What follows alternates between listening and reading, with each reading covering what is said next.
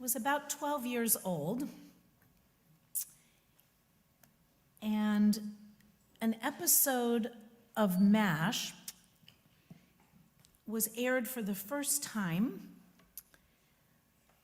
which resulted in my father explaining to me something that was quite new to me. A lot about MASH was new, but it was an episode called A Holy Mess. A Holy Mess. I actually didn't know until this week that that was the name of the episodes. And that episode referred to a young soldier who was AWOL, absent without leave, who stumbled into the 4077, and when he confessed to Father Mulcahy that he was AWOL and that the MPs were looking for him, he claimed something called sanctuary, wherein the mess tent, which doubled as the place for worship for the camp. Father Mulcahy was used to not having a lot of people at his services, but he always did them with sincerity. Suddenly, the mess tent became a place where sanctuary was claimed. This was quite new to me, and my dad of blessed memory explained that this was an old concept where people could take refuge in a house of worship until their case could be adjudicated. They could find safety there and be protected by the church or the house of worship. He then went on to act out in our kitchen a scene from The Hunchback of Notre Dame, also very famous, probably much more so than the MASH episode, where Quasimodo, rescuing Esmeralda, or attempting to do so at the last minute before she is hanged, and in the incredible 1939 Charles Laughton movie, he swoops down on a rope and gathers her up and brings her back into Notre Dame, claiming sanctuary, sanctuary, while the crowd cheers. This week, in the latter part of the Parsha, in Numbers chapter 35, we have the institution of sanctuary cities. In Numbers chapter 35, verse 11, you shall provide yourselves with places to serve you as arei miklat in Hebrew, cities of refuge, to which a manslayer who has killed a person unintentionally may flee. The cities shall serve you as a refuge from the avenger, so that the manslayer may not die unless he has stood trial before the assembly. The towns that you thus assign shall be 6 cities of refuge in all. These 6 cities shall serve the Israelites and the resident aliens among them for refuge, so that anyone who kills a person unintentionally may flee there. The institution of cities of refuge, or sanctuary cities, is an old one. It's attested to in other Near Eastern documents. But this idea that it was only inadvertent murderers who could find sanctuary there was a new Israelite innovation. We are comfortable and used to the word sanctuary. We're in a room that is known by that word. It comes from the Latin sanctuarium, meaning a container for holy things or people. From, of course, the Latin sanctus, meaning holy or sacred. What is this idea of sanctuary? Where do we find it? Who provides it for us? And speaking of the particulars of our Torah portion and the institution of sanctuary cities, and we're going to hear about them again in Deuteronomy and then again in Joshua. It's hardly a one-off. Rabbi Meir Levy, who is a chaplain and a psychologist, writes about the tremendous paralyzing guilt that can torment someone who may have some responsibility in another's death. The doctor who made a mistake, the careless driver, the person who didn't take the warning signs of suicide or depression seriously enough, a family member who has to make a terrible decision to end life support. In such a situation, one can easily imagine feeling that one's life is utterly destroyed that one deserves to be rejected by both people and God. I remember my mother telling a story of my grandfather of blessed memory who inadvertently killed a cat driving home very late one night from his radio job at KGO Radio, and really kind of never being the same. He was so unhappy that he took a life, even of a little furry, four-legged creature. This is a stunning, life-changing experience for anyone, and I pray it's not happened to any of you who have had to go through that. Rabbi Levi draws a parallel between the designation of a city of sanctuary with the building of God's sanctuary in the center of the people. He wrote, "The most significant aspect of a city of sanctuary was that it was, in every meaning of the word, a sanctuary.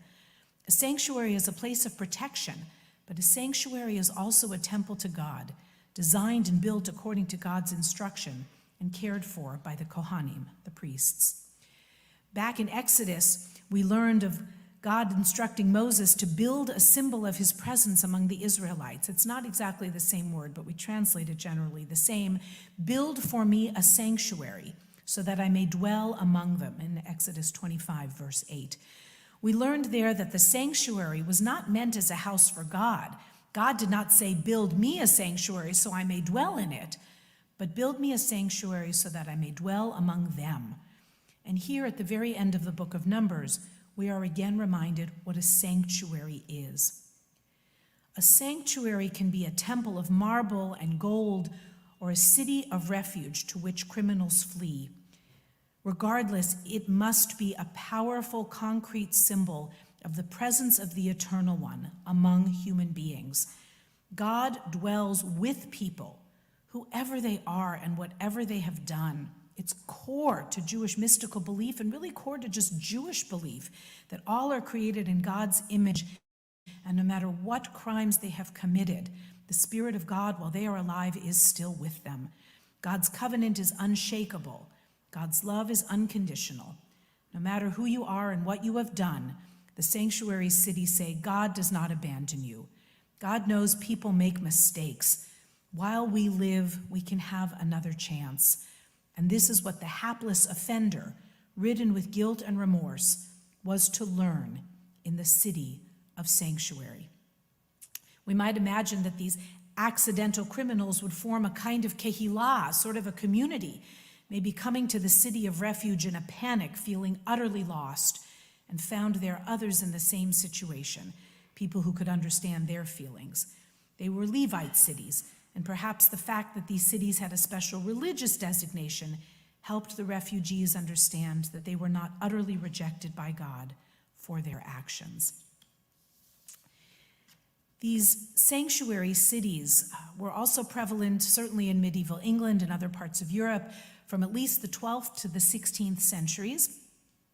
And once fugitives crossed the threshold into the churchyard, the community that had failed to apprehend them was legally required to keep them safe and even provide for their needs for up to 40 days. Sanctuary protection granted felons mercy from the King of England. When they fled to the church, fugitives avoided trial and either mutilation or execution. But the upshot of most medieval sanctuaries was what one scholar has called fearsome mercy. A little different from the ancient Jewish sanctuary cities, but under the same notion, fearsome mercy, because after 40 days, interesting that it's 40 days, sound familiar? Fugitives usually had to confess their crimes and give up everything they owned, travel barefoot to the nearest port, and live in exile for the rest of their lives. Sanctuary for felons was outlawed by James I in 1623, but the use of sanctuary to claim protection for vulnerable people continued certainly into the 19th, 20th, and the 21st century. We speak of sanctuary cities, sanctuary universities. The Underground Railroad during the era of slavery was considered to be a sanctuary space. Later, for organizers during the Civil Rights Movement, church has provided sanctuary spaces for organizing meetings, but as we know, and those of us who studied and experienced the Eyes on the Prize documentary, that sometimes those churches as sanctuaries were utterly violated. such as in the bombing of the 16th Street Baptist Church in Birmingham, Alabama in 1964, when a bomb planted in its basement killed 4 young girls. In the sanctuary movement of the 1980s, churches helped refugees from Central American wars who were trying to enter this country. They were provided shelter, medical care, employment, legal representation. The United States itself was set up, at least in theory, as a sanctuary country for those fleeing religious persecution. We do well to remember that and so much more as we learn and wrestle with American history every single day. Where do you find sanctuary? Have you ever created one for yourself? Has anyone ever described your home, your presence, your friendship as a sanctuary? Is it something we can create? Is it something we ought to have every time we come to our house of worship? Of course. Is it something each of us can do a little better on? Absolutely. Sanctuary. It shouldn't just be for people fleeing crimes or fleeing violence and war and pain. We should all feel lifted up by entering into the sanctuary of a friendship, an intimate relationship, a synagogue, a city, a country that stands on noble principles. There is so much we can do to imbue our precious sacred places wherever they are. It don't have to be buildings. It can be in a coffee shop, on a Zoom meeting, in the social hall, out front, on our patio, in the courtyard, or anywhere you meet a friend. Any connection with another human being or with ourselves and God, we can create a sanctuary.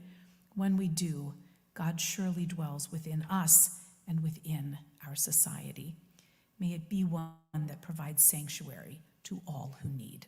Shabbat Shalom.